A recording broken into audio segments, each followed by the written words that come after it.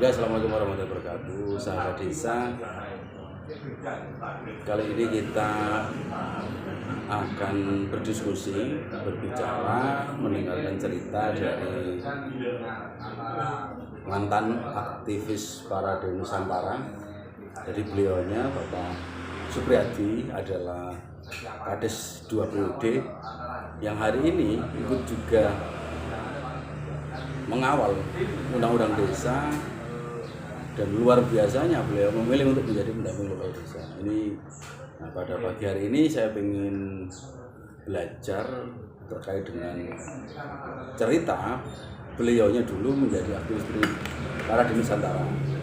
Isu-isu apa yang kemudian menjadi keinginan teman-teman Kades di zamannya itu di saat awal perumusan undang-undang desa. Selengkapnya akan kita simak penuturan dan cerita dari beliaunya secara langsung. Salam berdesa. Jadi seperti ini, saya menjabat kepala desa itu pilihan desa 98 dilantik Februari 99. Saya itu kaget, awal saya ini dari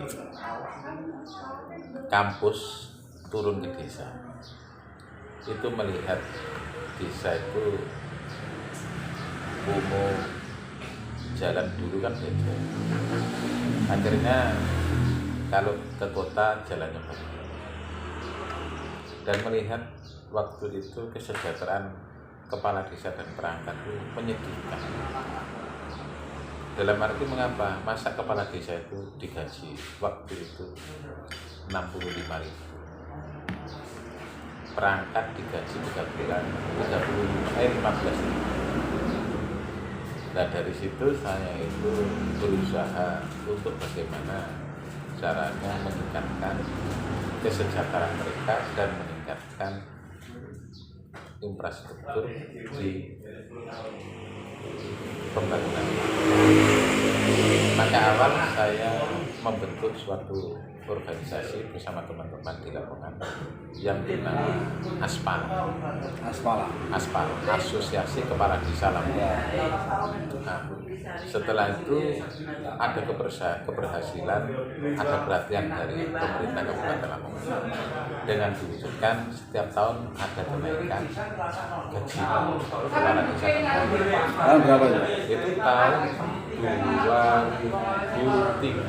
2003. Ya. Saya baru lulus SMA. Nah, terus tahun 2004, alhamdulillah pemerintah daerah Kabupaten Lamongan memperhatikan kepala desa dengan memberikan sepeda plat merah WIN. Sepeda motor. Sepeda motor. Satu-satunya di Indonesia baru hari di Lamongan. Kemudian ditiru oleh itu zamannya siapa? Itu zaman Bupati siapa itu? Bupati Pak Mas Periode pertama ya? Periode pertama. Nah, waktu gandengan Pak Maskur sama Pak Salis. Iya, Pak Salis. Kemudian setelah itu kita bentuk, itu Aspala sekupnya kan Kabupaten Lamongan. Kita bentuk lagi skala provinsi. Akhirnya timbul namanya AKD, Asosiasi Kepala Desa. Nah, AKD. Kemudian sekup nasional kita rubah lagi menjadi Parade Nusantara. Ya, dengan Parade Nusantara kita punya organisasi yang lebih besar, menasional, dengan harapan organisasi yang besar ini bisa memberikan manfaat yang besar terhadap desa. Akhirnya kita sering demo. Mulai tahun 2005 kita demo ke Jakarta. Setiap tahun kita demo, setiap tahun kita demo. Nah, harapan kita agar tidak ada kesenjangan antara desa dan kota. Artinya kalau kota itu jalannya bagus, desa harus bagus. Nah, jalan yang ditempuh adalah harus ada dana yang ditransfer dari pusat ke desa. Waktu itu tuntutan kita adalah 10% dari dana APBN. Nah, dengan demikian, maka kalau 10%, asumsi saya, insya Allah tiap tahun desa akan mendapatkan suatu kesejahteraan, keadilan yang akhirnya nanti menunjang pada kesejahteraan desa. Waktu itu tujuannya ini berjuang tiap tahun. Bahkan berakhir sampai periode yang saya yang kedua 2007 sampai 2013. Periode yang terakhir Desember kita masih di Jakarta. Waktu itu saya memohon agar undang-undang desa ini masuk di dalam paripurna.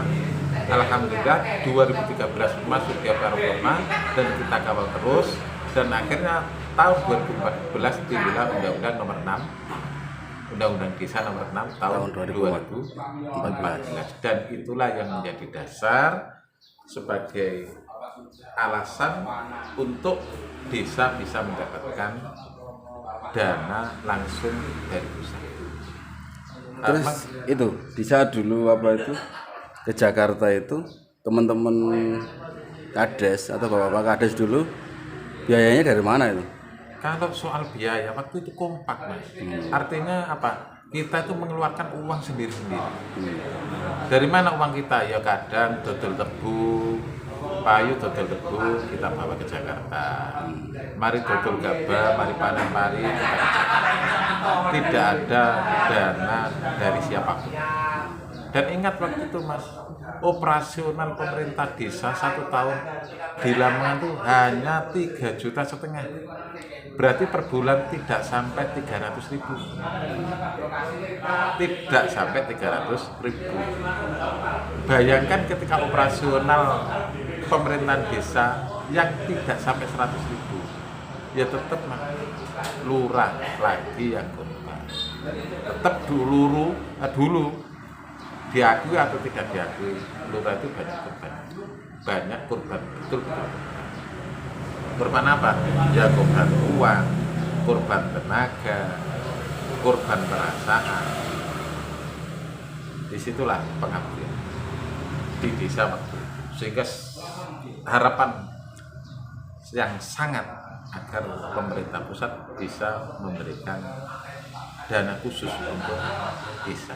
Alhamdulillah akhirnya Undang-Undang Desa Nomor 6 tahun 2014 digedok dan ditetapkan.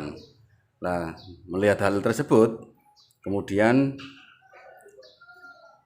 sebelum nanti jenengan menjelaskan terkait dengan kondisi real hari ini, maka ada satu pertanyaan gitu loh. Apa yang kemudian menjadi latar belakang atau melatar belakangi jenengan dari mantan Kades 2 periode kemudian lebih memilih menjadi pendamping lokal desa? Nah, gitu loh. Karena sejatinya level itu kan sudah harusnya naik. Kalau soal pilihan, kalau pilihan kita di level pendamping lokal desa, itu saya memilih sebab bukan karena soal gaji, akan memilih soal karena kalau lokal desa itu kan lebih fokus ke desa-desa sampingannya. Saya ingin tahu sejauh mana desa, kepala desa, pemerintahan desa menggunakan dana itu sesuai dengan harapan yang kita cita-citakan waktu itu apa. Kalau nanti di PD mungkin hanya di kecamatan dan ke desa ketika diperlukan. Jadi pertimbangan saya itu ke desa itu lebih fokus pada ingin tahu sejauh mana pemerintahan desa itu menggunakan dana yang kurang lebih hampir 10 tahun perjuangan yang kita lakukan ke DPR pusat.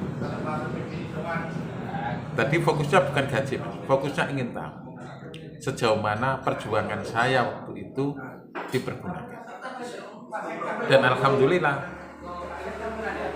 perjuangan itu sudah tercapai dan ada sebagian yang benar digunakan dengan baik, ada yang bagian digunakan yang tidak baik, yaitu manusia. Cuma saya sebagai pendamping lokal desa memberikan gambaran sejarah kepada mereka bahwa dana desa itu tidak turun dengan serta-merta, tapi butuh waktu perjuangan yang panjang. Maka saya sering mengatakan kepada seluruh kepala desa, agar dana ini digunakan dengan sebaik-baiknya untuk kesejahteraan masyarakat. Itu Mas.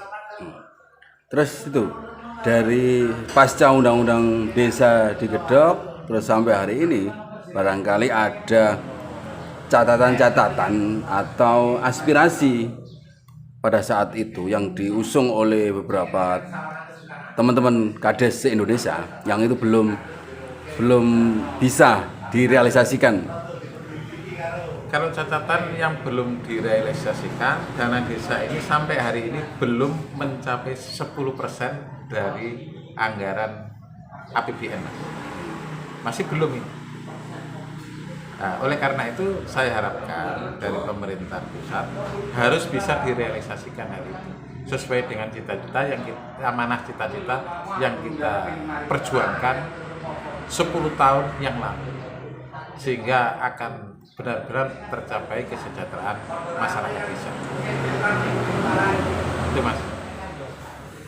Harapannya Pak, Harapan ke depan agar ya benar-benar DD itu direalisasikan sesuai dengan harapan, yaitu 10% dari APBN.